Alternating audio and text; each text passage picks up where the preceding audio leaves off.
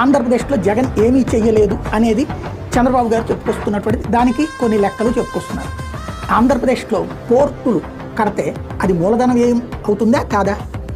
అట్లాగే ప్రభుత్వ కార్యాలయాలు అద్దెకుంటున్నాయి. అలా కాకుండా ప్రభుత్వ కార్యాలయ భవనాలు లైక్ సచివాలయాలు ప్రతి ఊళ్ళో కడితే అది పర్మనెంట్ సెటప్పే కదా. దానివలన అద్దెలు లేనటువంటి ప్రభుత్వ ఆదాయం కిందకు వచ్చినట్టే కదా. ఆసుపత్రులు కడితే అది మూలధన వ్యయం కాదా? మూలధనమైనటువంటి అంటే మనకి మౌలిక వసతి కాదా అది ఆసుపత్రులు కట్టడం అనేటటువంటిది. అట్లాగే నాడు నేడు కింద స్కూళ్ళు కడితే ఏమీ కట్టలేదని నివేదికలు చెప్పినారట.